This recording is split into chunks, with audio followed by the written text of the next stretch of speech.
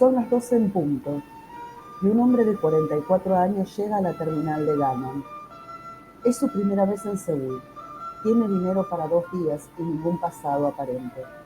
Su edad será un impedimento para conseguir un trabajo rápido y su temperamento, o su destino irrefutable, es una vincula hacia gente de lo más azarosa.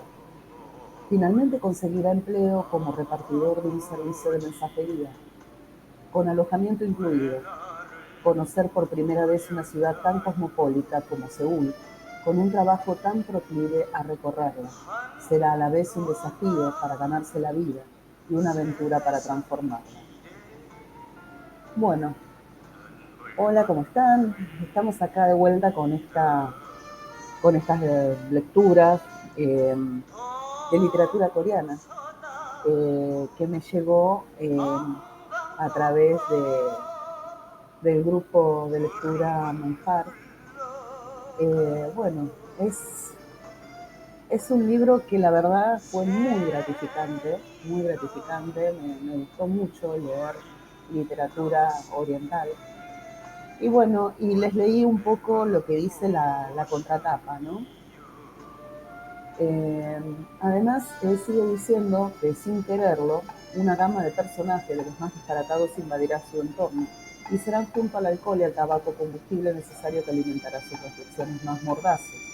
Posiblemente la literatura asiática contemporánea sea una incógnita, como estaba diciendo, para muchos lectores latinoamericanos como nosotros, que difícilmente puedan resolver leyendo un solo libro.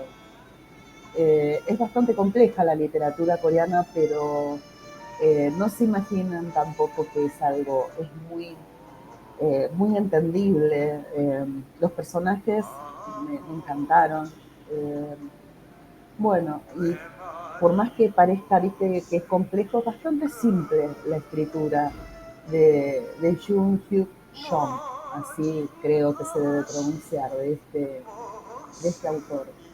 Eh, bueno, o sea, hay que leer mucho más, ¿no? Literatura oriental quizás para que nos cierre, ¿no? Estos personajes tan extraños, pero a la vez tan particularmente conocidos también a la vez, ¿no? Llegan a tocar esa fibra, ¿no? De personaje que vive en la calle, trabaja en la calle. Bueno, el personaje principal de este libro comienza siendo muy enigmático, como, como el de esta novela, porque esta es una novela, y aún así, en la medida que avanza con la lectura, no solo desmitificaremos el oriente hipertecnológico, sino que también dejaremos a un lado esa cómoda fórmula que sintetiza aquellas sociedades que nos resultan distantes en un único estereotipo homogéneo. Es poco lo que conocemos de la literatura coreana y, al parecer, mucho lo que deberíamos conocer. Eh, bueno, como les decía, este libro llegó a mí por medio de- del grupo de lectura de Manjar Literario. Bueno, y este libro fue presentado en el 2020 y traducido en el año 2022. Sobre el autor, Yoon Hyun Young, debutó como escritor en el año 2009 en una participación realizada para la revista Misterio con el cuento Oración por los Moribundos. En el 2011 fue finalista del Premio de Escritores de la editora Munan Document y en 2019 fue finalista del Premio Seifie. Su novela Intrusos tuvo fuerte repercusión y será pronto adaptada a la televisión. El libro viene acompañado, lo que manda el grupo de lectura, Monjar, viene acompañado con unas gráficas muy bonitas. Eh, bueno, y en esta edición que vino un poema de Kung Kwan Bon, que nació en 1965 en Corea del Sur y que su primer libro fue Río, en 1987, con el cual ganó varios premios literarios.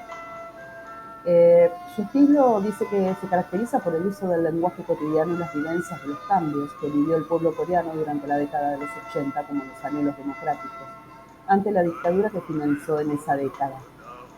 y que durante el marco histórico de la dictadura coreana del general Pan Chung-hee, la poesía y la política han estado fuertemente vinculadas y ha dado lugar a grandes exponentes del genio, que expresan su inconformismo frente al régimen dictatorial de aquellos años.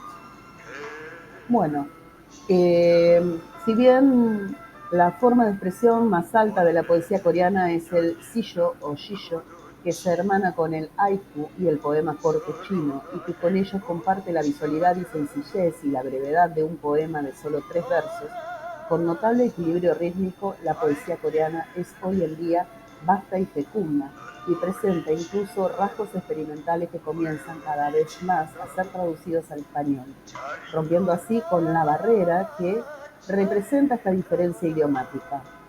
Bueno, una vez hecho toda esta presentación sobre la poesía coreana, les voy a leer el poema que acompañó a este libro, que se llama Familia, de Kun Kwang Bom.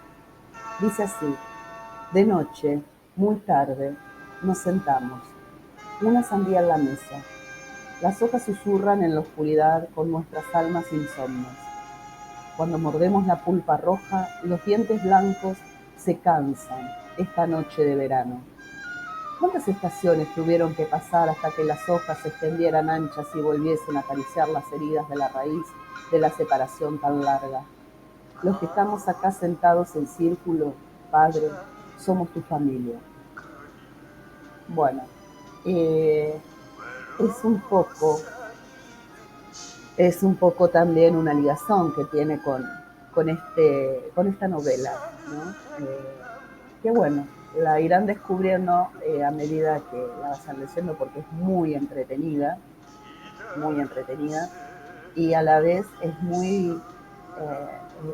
tiene mucha incógnita, ¿no? Porque el personaje es muy raro. El personaje que es la voz, ¿no? En esta novela, todos sus conocidos le empiezan a poner, porque hay muchos seudónimos, ¿no? En las apariencias, entonces la primera impresión que causa un personaje ya el autor o el personaje, la voz del personaje principal ya lo cataloga con un rasgo al otro personaje o por algo que tiene puesto, y entonces aparecen personajes, uno es Mascarilla, el otro por el sobrenombre que le puso, Banana, y así, ¿no? Bueno, a él le llaman Buda de piedra a sus compañeros, ese es el sobrenombre que le van a poner, porque es un personaje muy raro, muy reservado, con unos pensamientos muy mordaces, eh, que habla y se autorresponde cuando interacciona con otros.